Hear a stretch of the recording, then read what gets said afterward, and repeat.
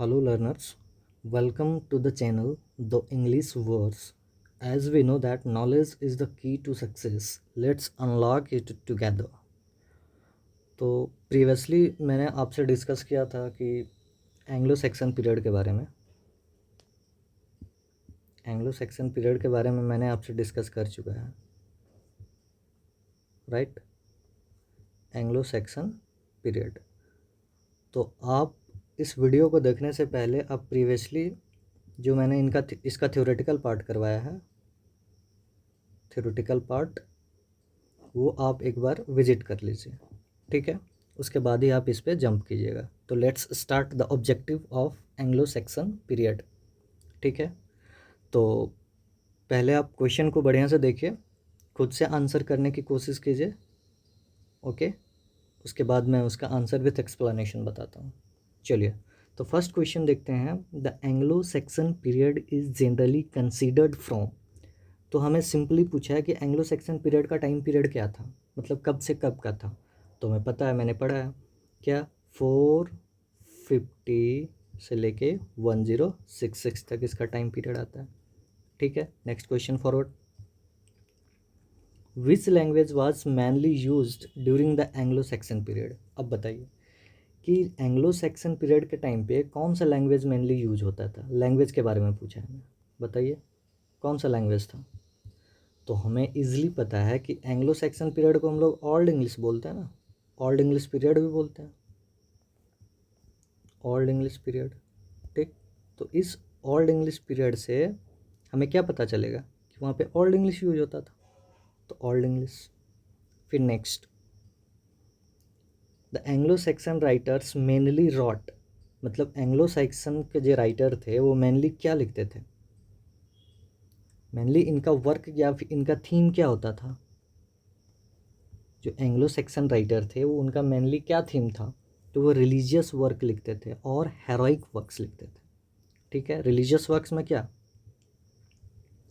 Religious works में इनका देखा जाए तो रिलीजियस वर्क्स में इनका आ जाता है क्रिश्चियनिटी के बारे में, क्रिश्चियनिटी के बारे में लिखते थे, वहाँ के चर्च के बारे में लिखते थे, जैसे हम लोग गॉड के बारे में लिखते हैं वगैरह वगैरह, वर्शिप के बारे में। तो वहाँ पे उनका रिलीजियस वर्क होता था क्रिश्चियनिटी के बारे में, चर्च के बारे में। जैसे रिलीजियस वर्क सबसे ज़्यादा सीने वुल्फ लिखता था इस टाइम पीरियड पे, सीने वुल्फ, ठीक है। अब हेरोइक वर्क में क्या आ जाता था, तो हेरोइक वर्क में हमको पता है क्या था, हेरोइक वर्क में मेजर वर्क क्या था, बियोल्फ। बियोल्फ के बारे में मैंने पढ़ा है ना, बियोल्फ के बारे में। तो बियोल्फ मेजर एपिक पोएम था जो हेरोइक थीम पे बेस्ड था।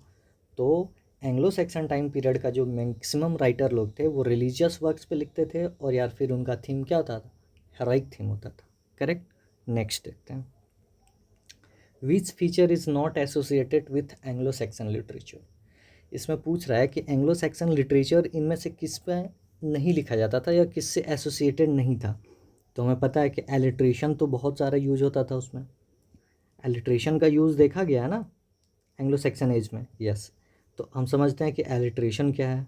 उससे पहले देख लेते हैं कैनिंग्स, कैनिंग्स का भी यूज होता था, समझ लेंगे कि कैनिंग्स क्या है। ब्लैंक वर्क्स का यूज नहीं होता था। और अभी इससे जस्ट पहले मैंने क्या देखा कि हेरोइक थीम का यूज तो होता ही है, हेरोइक थीम यूज होता है ना, जैसे बियोल्फ, बियोल्फ का देखा जाता है इसमें, तो बियोल्फ का हेरोइक थीम रहता था। तो हम समझते हैं कि अलिट्रेशन क्या है, करेक्ट। तो अलिट्रेशन के बारे में समझते हैं कि अलिट्रेशन क्या होता है। तो एलिट्रेशन मेरा क्या है, एलिट्रेशन है close repetition of identical vowel या कॉन्सोनेंट साउंड, ठीक है।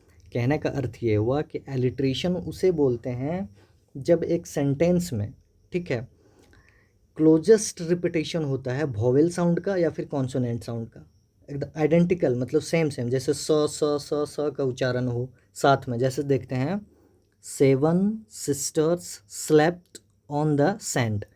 तो 7 में स, सिस्टर में स, स्लेप्ट स, और सैंड स, सैंड, 7 सिस्टर स्लेप्ट सैंड। तो यहाँ पे देखो क्लोजेस्ट क्या हुआ है, क्लोजेस्ट कॉन्सोनेंट का यूज हुआ है, कॉन्सोनेंट स का यूज हुआ है, राइट, जिसके कारण यहाँ पे मेरा क्या है, एलिट्रेशन का यूज हुआ है, करेक्ट। अब समझते हैं कि हमारा कैनिंग क्या होता है।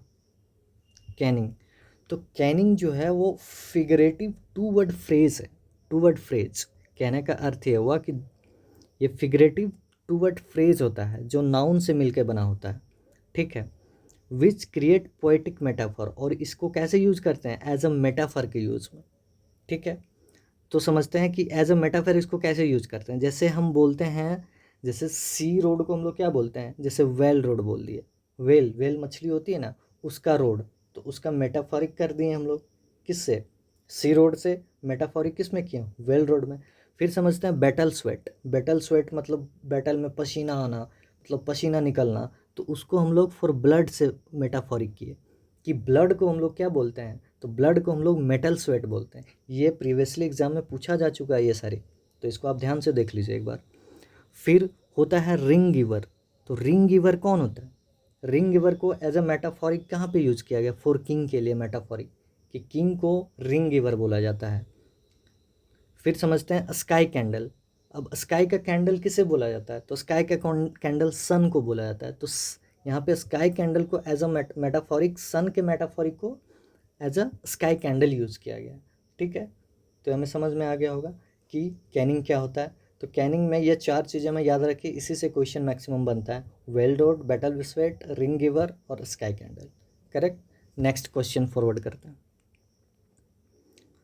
Anglo Saxon literature was initially, अब बताइए कि एंग्लो सेक्सन, मैंने पढ़ा था कि एंग्लो सेक्सन लिटरेचर उस टाइम क्या था, प्रिंटिंग वगैरह नहीं था, प्रिंटिंग प्रेस नहीं था ना उस टाइम, प्रिंटिंग प्रेस नहीं था, पेपर नहीं था, तो कैसे कोई चीज़ को लिखा जाता, तो लिखना बहुत डिफ़िकल्ट चीज़ था। इसलिए उस टाइम पे हम लोग क्या करते थे, oral transmission, oral transmitted, oral transmission होता था, मतलब ओरली, कथा के रूप में, कहानियाँ के रूप में हम लोग डिस्कस किया करते थे कोई भी वर्क को, कोई भी प्रोज को, करेक्ट। तो इसीलिए उस टाइम पे कैसा था, ओरल ट्रेडिशन चलता था। कैसा, ओरल ट्रेडिशन। समझ में आ गया। यदि आपको नहीं समझ में आ रहा है तो आप एक मैसेज या फिर चैट बॉक्स में मैसेज छोड़ दीजिएगा, मैं डिस्कस करके आपको बता दूंगा कि आपका क्या प्रॉब्लम है। फिर समझते हैं, नेक्स्ट क्वेश्चन की ओर मूव करते हैं। तो who is regarded as the first non English poet, who is regarded as the first English non English poet. मैंने आपसे डिस्कस किया था इसके थ्योरेटिकल पार्ट में कि वो पहला राइटर जिसे इंग्लिश का पोएट माना गया, first English poet, English language का फर्स्ट पोएट किसे माना गया, फर्स्ट पोएट किसे माना गया, तो फर्स्ट पोएट इंग्लिश का माना गया आपके कैडमन को। किसे माना गया, कैडमन को, कैडमन। आगे मैं इसका और डिस्कस करूँगा कि कैडमन का कौन सा मेजर वर्क है, ठीक है। तो फर्स्ट इंग्लिश पोएट यदि आपसे कोई पूछे तो उसका आंसर कैडमन होगा। नेक्स्ट, कैडमन वाज एसोसिएटेड विथ, अब बताइए कैडमन कहाँ से एसोसिएटेड था, तो वो वाइट बाय, वाइट बाय एक प्लेस का नाम था उस टाइम एंग्लो सेक्सन पीरियड में, एंग्लो सेक्सन एज में इंग्लैंड में एक प्लेस का नाम था, ठीक है। तो ये वाइट बाय से रिलेट करता था, बिलोंग्स करता था, ठीक है। नेक्स्ट क्वेश्चन, जिसमें एक्सप्लेनेशन की ज़रूरत रहेगी मैं वहाँ एक्सप्लेन कर दूंगा, don't worry. Which is the major work of Caedmon, अब आ गया कैडमन। तो कैडमन को हम लोग क्या बोलते थे, first English poet, first English poet, right. First English poet क्या बोलते, किसे बोलते थे, तो कैडमन को। अब समझते हैं कि कैडमन का मैक क्या था, सबसे फेमस वर्क, तो कैडमन्स का हीम हम लोग पढ़े हुए हैं, आप याद कीजिए थ्योरेटिकल पार्ट इसका, मैंने आपसे पढ़ाया था इसके बारे में। तो कैडमन, कैडमन का हिम एक पोएम है, तो हिम क्या है, एक पोएम है, कैसा पोएम है, रिलीजियस पोएम है, रिलीजियस पोएम, रिलीजियस पोएम जो क्या बताता है हमें, जो गॉड को प्रेज करता है, गॉड को प्रेज करता है, ठीक। गॉड को प्रेज करता है इस नॉवल में, सॉरी इस पोएम में। और ये कैडमन जो था वो एक काव हर्ड था। काव हर्ड मतलब एक चरवाहा था, पढ़ा लिखा इंसान नहीं था, लेकिन फिर भी इन्होंने एक मेजर वर्क लिखा, एक पोएम लिख दिया प्रेज में, गॉड के प्रेज में। कौन सा वर्क? कैडमन्स हिम जिसको बोलते हैं। करेक्ट। नेक्स्ट क्वेश्चन की ओर फॉरवर्ड करते हैं। कैडमन्स हिम इज, अब बताइए, मैंने पहले बता चुका है कि कैडमन्स का हिम कैसा है, कैसा पोएम है? एक हिम प्रेजिंग गॉड। कैसा है? वो प्रेज करता है किसको? गॉड को। नेक्स्ट, ये तो अभी डिस्कस किया मैंने, नेक्स्ट क्वेश्चन देखते हैं। कैडमन इज नोन एज, बताइए कैडमन को क्या जाना जाता है? तो कैडमन को फादर ऑफ इंग्लिश क्या, पोएट्री के नाम से जाना जाता है। तो फादर ऑफ क्यों जाना जाता है? Father of old English poetry जाना जाता है। यदि आपको ऑप्शन में फादर ऑफ इंग्लिश पोएट्री और कैडमन ऑप्शन दे तो आप कैडमन चूज करके आ सकते हैं, या फिर कैडमन को डायरेक्ट बोले कि कैडमन नोन एज तो फादर ऑफ इंग्लिश पोएट्री, लेकिन इसे father of old English poetry बोलते हैं, ओल्ड इंग्लिश पोएट्री। लेकिन वहीं पे यदि बोल दे कि father of modern English poetry तो वो अलग हो जाएगा। देखिए जॉफ्री चौसर, ठीक, तो जॉफ्री चौसर को हम लोग क्या बोलते हैं? Known as the father of modern English poetry. तो हमें ये ध्यान रखना है, कैडमन यदि पूछा जाए तो Caedmon father of old English poetry, okay. लेकिन यदि मॉडर्न इंग्लिश पोएट्री पूछा जाए तो Geoffrey Chaucer known as the father of modern English poetry. Correct. चलिए नेक्स्ट देखते हैं।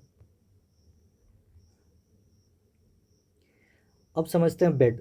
तो वेनरेबल बेड का नाम सुना था मैंने, प्रोमिनेंट राइटर में एंग्लो सेक्सन पीरियड में मैंने ये बताया था, एंग्लो सेक्सन पीरियड का एक मेजर राइटर थे, प्रोमिनेंट राइटर, मेजर राइटर कौन थे? तो वेनरेबल बेड। तो इनका पूरा नाम क्या था? द वेनरेबल बेड, ठीक है। तो वेनरेबल बेड थे इनका पूरा नाम, known as the venerable Bede. सिर्फ बेड का कंप्लीट नेम क्या था? The venerable Bede. Correct. Next forward करते हैं। Which work was written by Bede. अब बताइए बेड कौन था? बेड के बारे में यदि आपसे कोई पूछे तो ये एक हिस्टोरियन था। क्या था? हिस्टोरियन। वेनरेबल बेड क्या था? हिस्टोरियन। क्यों? क्योंकि इन्होंने एक बुक लिखा था इंग्लिश पीपल के हिस्टोरी पे, जैसे ecclesiastical history of the English people, ये इसका बहुत इंपॉर्टेंट वर्क है, तो ये हमें याद रखना ही है। करेक्ट। तो यदि ये बेड का वर्क है, वेनरेबल बेड का फेमस वर्क क्या है? तो ecclesiastical history of the English people, ये आपको याद रखना ही है। फिर एलिन कौन लिखा है, द रूइन कौन लिखा है, ये हम आगे डिस्कस कर लेंगे। फिर आते हैं bed is called the, venerable bed जो है वो कौन है? जैसे वेनरेबल बेड को क्या बोलते हैं? The father of English history. क्यों? अभी तो मैंने देखा है प्रीवियसली क्या कि ये हिस्टोरियन कहलाते हैं। क्यों हिस्टोरियन कहलाते हैं? क्योंकि इन्होंने ecclesiastical history of the English people के बारे में लिखा है, ठीक है। तो Bede is called at the क्या? Father of English history. लेकिन वहीं पूछ दे फादर ऑफ ह्यूमैनिज्म कौन थे, फादर ऑफ ट्रेजेडी कौन थे, फादर ऑफ कॉमेडी कौन थे, तो ये तीनों को भी हम लोग एक बार देख लेते हैं, ठीक है। चलिए, तो यदि आपसे पूछे कि फादर ऑफ ह्यूमैनिज्म कौन है तो क्या बोलिएगा? तो फादर ऑफ ह्यूमैनिज्म पेट्रार्क को बोला जाता है। किसको? पेट्रार्क को। यदि वहीं पूछे आपसे फादर ऑफ ट्रेजेडी कौन है तो फादर ऑफ ट्रेजेडी हम लोग का क्रिस्टोफर मार्लो को बोला जाता है, ठीक है। वहीं आपसे पूछ दे कि फादर ऑफ कॉमेडी कौन है तो father of comedy Ben Jonson है, ये हमें याद रखना है। Father of English history venerable Bede, father of humanism Petrarch, father of tragedy Christopher Marlowe और father of comedy Ben Jonson. तो क्रिस्टोफर मार्लो यदि फादर ऑफ क्या थे? ट्रेजेडी थे, तो इनका कुछ ट्रेजेडी वर्क देख लेते हैं। तो कौन कौन सा था इनका मेजर वर्क ट्रेजेडी में?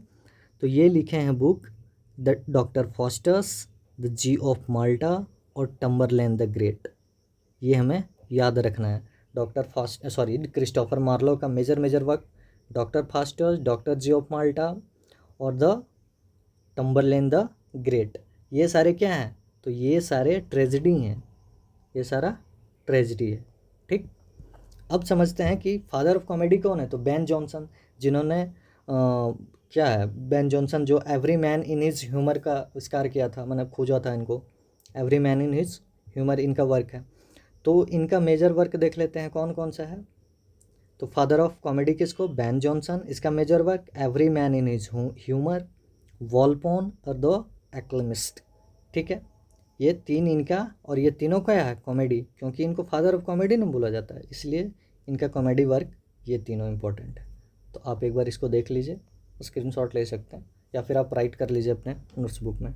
ठीक है, नेक्स्ट चलते हैं। जहाँ जहाँ एक्सप्लेनेशन का रिक्वायरमेंट रहेगा मैं एक्सप्लेन कर दूंगा, डोंट वरी। चलिए, ये आपके लिए नहीं है। फिर देखिए, बेड मेनली रॉट इन।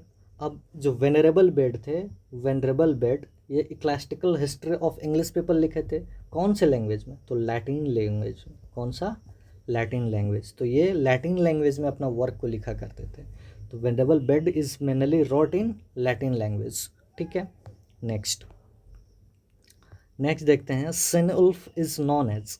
सिनउल्फ जो है वो कौन से राइटर थे, ये सिनउल्फ एक राइटर थे, ये एक राइटर हैं, ये कोई नोवेल का नाम मत समझ लीजिएगा। सिनउल्फ एक राइटर हैं जिनका वर्क जो होता था वो कैसा होता था, इनका वर्क रिलीजियसली होता था, रिलीजियस चीज़ों पे बात करते थे सिनउल्फ। ठीक है, इनका वर्क हमेशा रिलीजियस चीज़ों पे रहता था, रिलीजियस वर्क रहता था इनका। ठीक है, क्रिश्चियनिटी पे लिखते थे, चर्च के बारे में लिखते थे। ठीक है, अपने धर्म क्रिश्चियनिटी धर्म के बारे में ज़्यादा लिखा करते थे, तो इसीलिए इन्हें रिलीजियस वर्क या फिर रिलीजियस पोएट के नाम से जाना जाता है उस टाइम पे। समझ लेते हैं कि साइनउल्फ का मेजर वर्क कौन कौन सा था।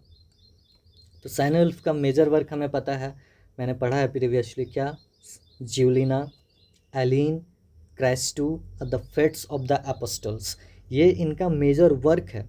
ठीक है, ये इनका मेजर वर्क है, तो हमें इसको याद रखना है कि साइनउल्फ का मेजर वर्क कौन था, ज्यूलिना, एलिन, क्रेस्ट और the fates of the apostles.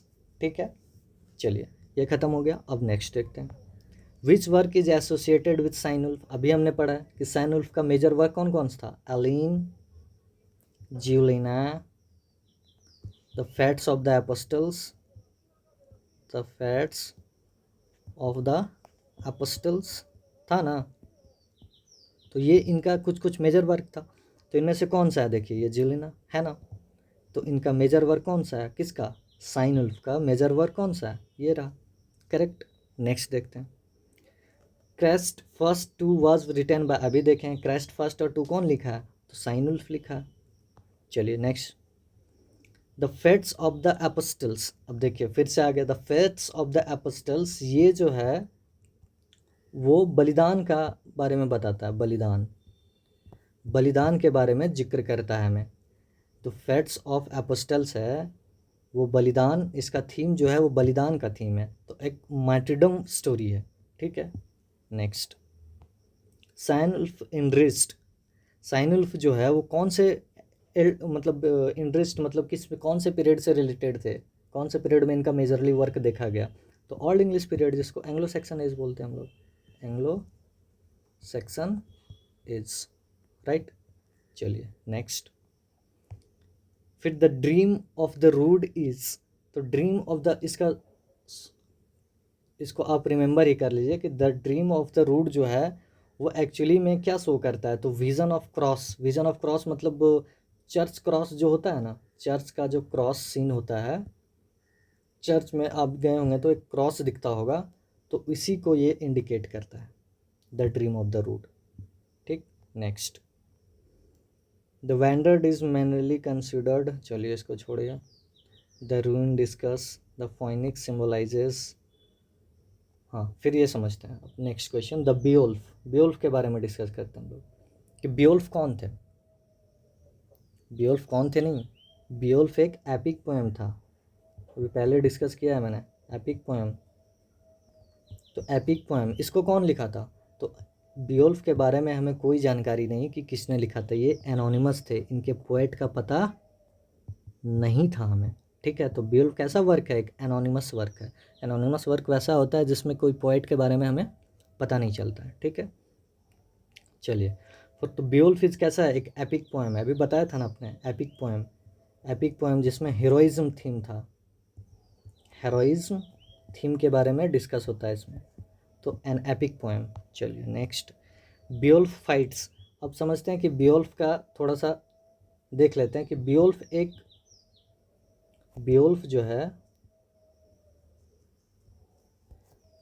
जो है वो एक योद्धा था, ठीक है, जो फाउट करता था किसके किसके साथ, तो ये फाइट किया था ग्रैंडल के साथ, ठीक है, ग्रैंडल के साथ लड़ता था। फिर ग्रैंडल एक्चुअली में एक राक्षस था, डेमन जिसको बोलते हैं, ठीक है, डेमन। तो ग्रैंडल से लड़ा था, फिर लास्ट में एक ड्रैगन से लड़ा था, और फिर ग्रैंडल मदर से भी लड़ा था, ग्रैंडल मदर से भी लड़ा था।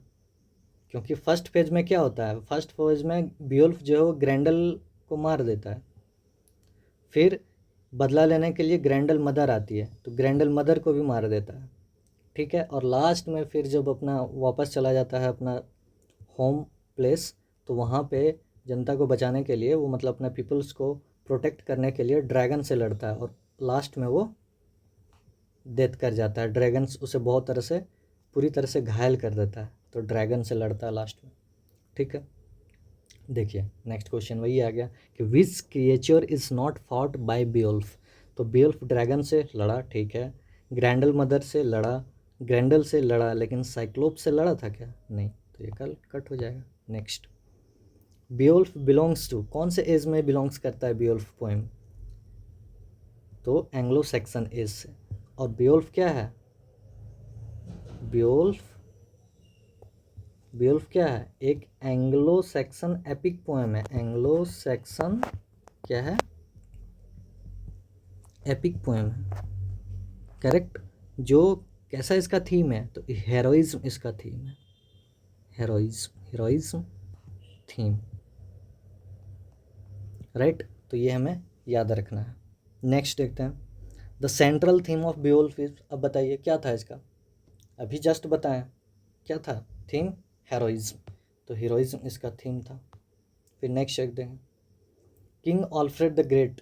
King Alfred was the king of, कहाँ का किंग था, तो मैंने आपसे डिस्कस किया था कि ये कहाँ का किंग था, वेसेक्स का। वेसेक्स इंग्लैंड का एक रीजन था, इंग्लैंड का एक पार्ट था। जैसे एंग्लो सैक्सन पीरियड में इंग्लैंड जो है वो बहुत सारे पार्ट्स में मतलब डिवाइडेड था। जैसे वेसेक्स बोलते थे, जिसे वेसेक्स के नाम से एक वेसेक्स एक प्लेस था। फिर नॉर्थम्ब्रियन था। तो ये सारे कुछ प्लेस में डिवाइड था एंग्लो सैक्सन टाइम पे। तो जो द किंग अल्फ्रेड थे, द किंग अल्फ्रेड जो किंग था वहाँ का मेजर किंग, सबसे प्रोमिनेंट किंग था, वो वेसेक्स वाले प्लेस में रहता था, वेसेक्स प्लेस में, समझे। चलिए next, king Alfred promoted. King Alfred एक स्कॉलर था, स्कॉलर बोले तो पढ़ा लिखा इंसान था, ये स्कॉलर, ठीक है, ये एक पढ़ा लिखा इंसान था, ये एक स्कॉलर था, कौन, किंग ऑल्फ्रेड। और ये सबसे ज़्यादा क्या करता था, एजुकेशन पे बहुत फोकस किया था कि लोग पढ़े, एजुकेशन और लर्निंग पे। ये चाहता था कि हमारी जो जनता है वो डेवलप करे, कैसे, एजुकेशन के थ्रू, लर्निंग के थ्रू। और ये स्कॉलर होते हुए ये चीज़, मतलब राजा होते हुए भी, ये पढ़े लिखे राजा होते हुए भी एजुकेशन और लर्निंग को महत्व दिए कि इन पे डेवलप करना चाहिए, इनसे लोगों को सीखना चाहिए, एजुकेशन लेना चाहिए, लर्निंग करना चाहिए। और ये जो किंग ऑल्फ्रेड थे, ये सबसे ज़्यादा क्या करते थे, जो लैटिन वर्क था, लैटिन वर्क उस टाइम लिखा गया था जो बहुत सारा एंग्लो सैक्सन टाइम पीरियड में, लैटिन वर्क को कन्वर्ट करते थे इंग्लिश में। इंग्लिश में मतलब इंग्लिश ट्रांसलेशन करते थे, ठीक। तो इंग्लिश ट्रांसलेशन कौन करते थे, तो ये किंग ऑल्फ्रेड द ग्रेट करते थे। तो लैटिन वर्क को इंग्लिश में कन्वर्ट करके और वहाँ के पीपल को इंग्लिश में ट्रांसलेट करके दिया करते थे, ताकि वहाँ के जो इनका जो जनता है वो इंग्लिश समझती थी, तो इंग्लिश को आसानी से पढ़ सकती थी, तो इसीलिए वो कन्वर्ट करते थे मेजर वर्क को, ठीक है। फिर नेक्स्ट देखते हैं, जैसे ecclesiastical history of English people, उनको भी इन्होंने ट्रांसलेट किया था। फिर देखते हैं which historical record is linked with Alfred, मतलब ऑल्फ्रेड द ग्रेट जो है वो किस हिस्टोरिकल रिकॉर्ड के रूप में जाना जाता है, मतलब कौन सा हिस्टोरिकल रिकॉर्ड को लिखे थे। तो इनका मेजर वर्क है एक एंग्लो सैक्सन क्रॉनिकल। ये किनका वर्क है? ये वर्क है अल्फ्रेड द ग्रेट का, अल्फ्रेड द ग्रेट का। ठीक, तो अल्फ्रेड द ग्रेट का मेजर वर्क क्या था? The Anglo Saxon Chronicle. तो एंग्लो सैक्सन क्रॉनिकल किन्होंने लिखा? तो अल्फ्रेड द ग्रेट ने लिखा। चलिए नेक्स्ट क्वेश्चन की ओर मूव करते हैं। ऑल्फ्रेड ट्रांसलेटेड, ऑल्फ्रेड जो है वो ट्रांसलेटेड किए थे क्या? अभी मैंने बोला था ना कि लैटिन वर्क को ये ट्रांसलेटेड करते थे इंग्लिश में, ताकि वहाँ की जो पीपल थी, इंग्लिश पीपल को समझ में आए। तो इसीलिए क्या करते थे? ऑल्फ्रेड ट्रांसलेटेड करते थे बहुत सारे लैटिन वर्क को। तो इन्होंने एक बोथियस एक राइटर थे, ठीक है, ये एक राइटर थे। इनका मेजर वर्क क्या था? Consolation of philosophy, consolation of philosophy किनका वर्क था? बोथियस का। तो इनको ट्रांसलेट किसने किया? तो ऑल्फ्रेड द ग्रेट ने ट्रांसलेट किया। ठीक है, तो देख लेते हैं इसका। तो बोथियस कौन था? राइटर। मेजर वर्क इसका क्या था? Consolation of philosophy. इसको 524 AD में डेवलप मतलब पब्लिश किया गया था, फिर लिखा गया था। एक रोमन फिलोसोफर था, ठीक है, ये जो बोथियस थे एक रोमन फिलोसोफर थे। और इस वर्क को ट्रांसलेट कौन किया? ट्रांसलेट, जैसे कोई यदि डायरेक्ट कोई पूछ दे consolation of philosophy was translated by, तो ट्रांसलेटेड बाय कौन? Alfred the Great, Alfred Great, correct. चलिए नेक्स्ट देखते हैं। King Alfred laid the foundation of, क्या करते थे? तो ये प्रोज लिखते थे। प्रोज डेवलप हुआ था ना, क्योंकि इंग्लिश नॉवेल तो आया नहीं था एंग्लो सैक्सन टाइम पीरियड पे, ड्रामा था नहीं, पोएट्री था, लेकिन ये पोएट्री नहीं लिखते थे, ये पोएट्री नहीं लिखते थे, ये प्रोज लिखते थे। तो एंग्लो सैक्सन टाइम पीरियड में, एंग्लो सैक्सन पीरियड में मैक्सिमम प्रोज देखा गया, प्रोज और वर्स लिखा जाता था। ठीक है, चलिए नेक्स्ट फॉरवर्ड करते हैं। फिर देखते हैं एल्फ्रिक इज़ नॉन फॉर राइटिंग। तो एल्फ्रिक एक राइटर थे, ये भी एक इम्पोर्टेंट राइटर थे। और इनका मेजर वर्क क्या था? कैथोलिक होमलीज। तो कैथोलिक होमलीज क्या होता है?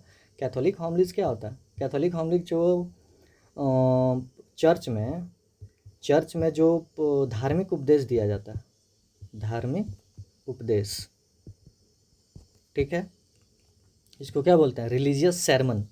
कैथोलिक होमलीज क्या होता है? रिलीजियस सेरमन, जो धार्मिक उपदेश दिया जाता है। जैसे हम लोग मंदिर में धार्मिक उपदेश दिया जाता है, वैसा ही कैथोलिक होमलीज को धार्मिक उपदेश दिया जाता है चर्च में। कहाँ पे? चर्च में, क्रिश्चियनिटी धर्म में, क्रिश्चियनिटी में, ये क्रिश्चियनिटी में यूज होता है, क्रिश्चियनिटी में, ठीक है। तो क्रिश्चियनिटी धर्म में कैथोलिक होमलीज का जिक्र होता है, या फिर एक टाइम पीरियड में इसे धार्मिक उपदेश दिया जाता है। तो ये कैथोलिक होमलीज जो है वो एल्फ्रिक ने लिखा, ठीक है। तो इससे हमें याद रखना है कि एल्फ्रिक का मेजर वर्क क्या है, तो कैथोलिक होमलीज लिखा करता था ये। चलिए next, lives of cents was written by. अब ये जो एल्फ्रिक थे वो ऑब्वियसली क्या था? एल्फ्रिक जो था एक रिलीजियस पोएट था, रिलीजियस पोएट। एक और हम पढ़े थे रिलीजियस पोएट कौन था? तो साइनउल्फ था, साइनउल्फ, ये भी रिलीजियस पोएट था और एल्फ्रिक भी रिलीजियस पोएट था। लेकिन लाइव्स ऑफ सेंट्स के बारे में किसने लिखा? तो इसको एल्फ्रिक ने लिखा था, ठीक है। तो इसको लिखने वाला कौन था? तो एल्फ्रिक था। यहाँ हम लोग समझ गए। तो एल्फ्रिक ने लाइव्स ऑफ सेंट्स के बारे में लिखा और कैथोलिक होमलीज के बारे में लिखा था, राइट, ठीक है। तो नेक्स्ट हम लोग फॉरवर्ड करते हैं। लाइव्स ऑफ सेंट्स के बारे में एल्फ्रिक ने लिखा था और एल्फ्रिक ने कैथोलिक होमलीज के बारे में लिखा था। और रिलीजियस पोएट कौन कौन थे? एक एल्फ्रिक थे और एक साइनउल्फ था। तो ये जो मैंने आपको बोलते जा रहा हूँ इसको आप नोट डाउन करते जाइए, नोट डाउन एक जगह करते जाइए, ठीक है। फिर नेक्स्ट एलिशियन, चलिए छोड़िए, है नहीं। विच वर्क इज इम्पोर्टेंस नहीं है, Anglo Saxon literature only reflects. चलिए देख लेते हैं इसको। Anglo Saxon literature mainly reflects, Anglo Saxon का मेनली पर्पस क्या रहता था, किस पे ज़्यादा जोर दिया जाता था, किस पे ज़्यादा कॉन्सेंट्रेट किया जाता था, तो हमने पढ़ा है हेरोइज्म पे, हेरोइज्म पे था ना, जैसे बियोल्फ, बियोल्फ हेरोइज्म पे था। फेथ पे लिखा जाता था, फेथ पे, भविष्य मतलब आपके डेस्टिनी पे, आपकी फेथ मतलब बोले तो क्रिश्चियनिटी में, क्रिश्चियनिटी धर्म पे, क्रिश्चियनिटी में अपना आपका कितना फेथ है, किस रिलीजन में आपका कितना फेथ है, ठीक है, तो वो चीज़ इनका थीम रहता था। तो मेजरली थीम इनका था हेरोइज्म, फेथ, डेस्टिनी, रिलीजियस, ये इनका मैक्सिमम थीम रहता था। कौन से पीरियड का, तो एंग्लो सैक्सन लिटरेचर का। चलिए नेक्स्ट समझते हैं। चलिए एक असर्शन रीजन का क्वेश्चन हम देख लेते हैं कि Anglo Saxon literature uses alliteration extensively. बिल्कुल करेक्ट, हमें पता है कि अलिट्रेशन का यूज होता था। अलिट्रेशन मैंने देखा था ना, प्रीवियसली मैंने देखा था कि एलिट्रेशन यूज हुआ है किस में, बियोल्फ में यूज हुआ है एलिट्रेशन का, तो एलिट्रेशन देखा गया मैक्सिमम, बिल्कुल सही। Rhyme was completely absent from old English poetry, ये भी सही है, करेक्ट। तो एंग्लो सेक्सन लिटरेचर जो है उसमें एलिट्रेशन देखा गया, लेकिन कहीं भी राइम का जिक्र नहीं है, ये भी सही है। तो राइम यूज नहीं होता था, यूज नो, तो ये भी सही है। तो both A and R true and R is the correct, नहीं एक्सप्लेनेशन कहाँ कर रहा है, एलिट्रेशन अलग चीज़ है, राइम अलग चीज़ है, इसलिए both A and R true but R is not the explanation, correct. Next, Beowulf is an epic hero. क्या बियोल्फ जो है वो एक एपिक हीरो था? बिल्कुल था। हम लोगों ने बियोल्फ के बारे में पढ़ा ही क्या है कि ये एक एपिक पोएम है, इसका थीम ही हेरोइज्म का था, ठीक है। तो ये एपिक हीरो है, बिल्कुल है। ही फाइट्स सुपर नेचुरल मॉन्स्टर, बिल्कुल सही। ये सुपर नेचुरल मॉन्स्टर से लड़ा था कौन, बियोल्फ। इसका थीम क्या था, हेरोइज्म का। तो both are correct, both A and B are true, ठीक है। नेक्स्ट देखते हैं। चलिए एक आप ये देख लीजिए, अब इसको आप अपने हिसाब से लगाइए। मैंने इसको प्रीवियसली बताया आपको, अभी मैंने बहुत सारे इसको डिस्कस किया, तो बताइए कैडमन्स का क्या था, कैडमन्स का इंपॉर्टेंट क्या चीज़ था, हिम। तो कैडमन्स को हिम के साथ ले आइए, करेक्ट। बेड, वेनरेबल बेड क्या लिखते थे, एक हिस्टोरियन था, तो हिस्ट्री के बारे में लिखता था, ये हिस्टोरिकल पार्ट लिखता था। तो ये बेड का classical history of English people, ये लिखा था, पता है। साइनउल्फ का क्या है, साइनउल्फ का हमें पता है ना, क्या लिखा था, ये वर्क लिखा था। क्यों, सैनुल्फ का हमें पता है ना, एलिन लिखा था, ज्यूलिना लिखा था, क्राइस्ट टू लिखा था ना, और क्या लिखा था, द फर्स्ट ऑफ एपोस्टल्स लिखा था शायद, अपोस्टल, ये सारा वर्क लिखा था कौन, साइनुल्फ। और एनोनिमस, हमें पता है कि बियोल्फ के बारे में हमको पोएट का पता नहीं है, तो बियोल्फ एनोनिमस राइटर द्वारा लिखा गया, करेक्ट। तो आप यहाँ से इसको मैच कर लीजिए। चलिए नेक्स्ट देखते हैं। The dream of the rood is a religious poem, बिल्कुल। The dream of the rood क्या एक रिलीजियस पोएम है, the dream of the rood is a religious poem, बिल्कुल। क्योंकि हम देखें ही क्या है कि एंग्लो सैक्सन एज में मैक्सिमली जो यूज होता था वो रिलीजियस थीम पे यूज होता था। तो एक चीज़ हमें यह भी ध्यान रखना है कि उस टाइम रिलीजियस वर्क ज़्यादा लिखा जाता था। तो हम लोग देखते हैं कि the dream of the rood जो है वो क्या है, एक रिलीजियस था। चर्च के बारे में डिस्कस है यहाँ पे, चर्च के बारे में, क्रिश्चियनिटी धर्म के बारे में, क्रिश्चियनिटी रिलीजन के बारे में है जिक्र इसमें, तो इसीलिए ये करेक्ट है। नेक्स्ट देखते हैं कि Alfred discourage translation into old English, false. ये डिस्करेज कहाँ करता था यार, किंग ऑल्फ्रेड तो एनकरेज करता था ना ट्रांसलेशन को, ये लैटिन ट्रांसलेशन को,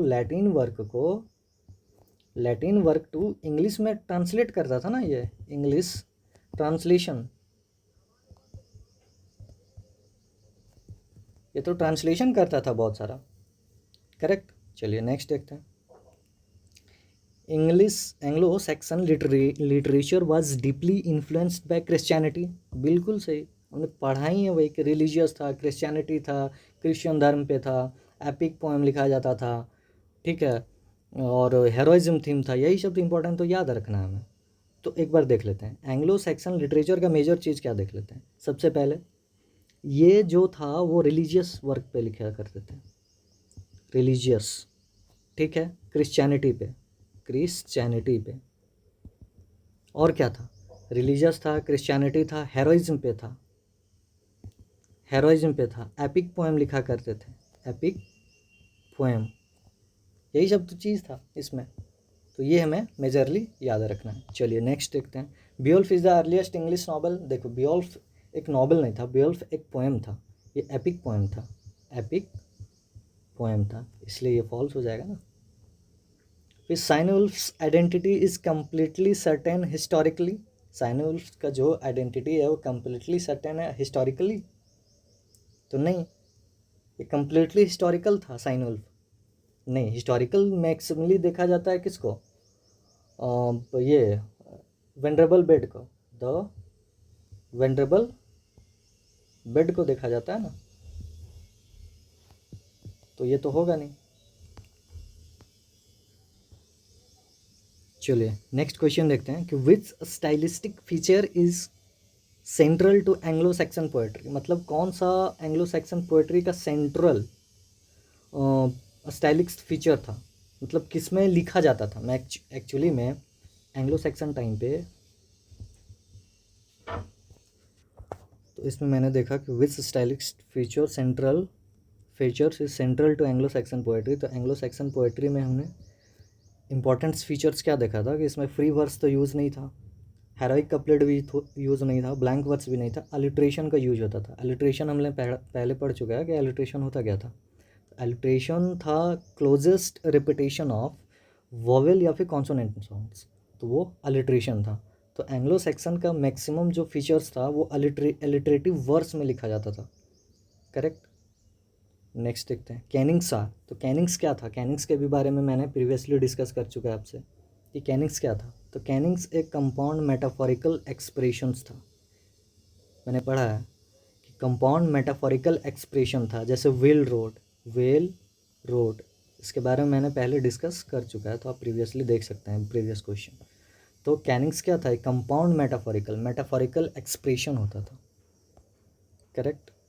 फिर ये नेक्स्ट क्वेश्चन देख लीजिए, मैचअप वाला है। इसमें देखिए मैंने अब डिस्कस कर चुका है, कैडमन्स का क्या था, कैडमन्स का हिम था। बेड, बेड क्या लिखे थे, historical ecclesiastical history of English literature. Cynewulf का एलिन था, जुलिना था, और ये एनोनिमस में बेउल्फ था, करेक्ट। फिर नेक्स्ट क्वेश्चन देखते हैं। ये देखिए किंग ऑल्फ्रेड, किंग ऑल्फ्रेड क्या करता था, किंग ऑल्फ्रेड ट्रांसलेशन था, ये सारे वर्क को ट्रांसलेट करता था ना, ये लैटिन वर्क को ट्रांसलेशन करने का काम करता था, लैटिन वर्क। तो किंग ऑल्फ्रेड ट्रांसलेशन मूवमेंट। फिर कैडमन का क्या था, कैडमन, कैडमन हमारे एक रिलीजियस पोएट्री था। ये कैडमन्स का हीम जो है वो रिलीजियस पोएम था ना, तो एक रिलीजियस पोएम था। एल्फ्रिक कैथोलिक होमलीज के बारे में लिखता था, मैंने डिस्कस किया इससे पहले। और बेड एक हिस्टोरी, जैसे द वेनरेबल बेड का क्या था, classical history of English people, तो बेड हिस्टोरियन था, तो यहाँ से आप डिस्कस कर सकते हैं। फिर नेक्स्ट क्वेश्चन था the dream of the rood, इसके बारे में बताए थे कि ये क्रॉस, जो चर्च में क्रॉस का साइन होता है वो यूज होता है, vision of the cross. Beowulf क्या था, बियोल्फ एक हेरोइक स्ट्रगल था, हेरोइक। द वेंडर, द फाइनिक्स क्या था, एक्सिल एंड लॉस के बारे में बताता है, और द वेंडर द रिकरेक्शन के।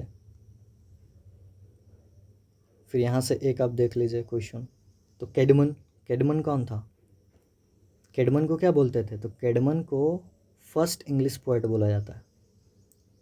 फर्स्ट इंग्लिश पोएट कोई था तो कौन था, तो कैडमन।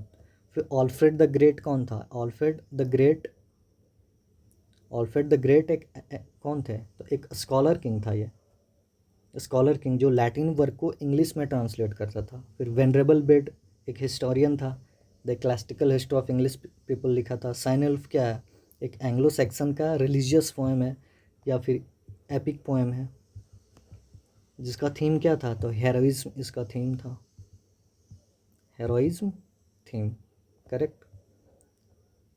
लास्ट क्वेश्चन देखते हैं, अलिट्रेशन क्या था, इसमें कौन कौन सा मेजर चीज़ हुआ? तो alliteration, repetition of consonant sounds.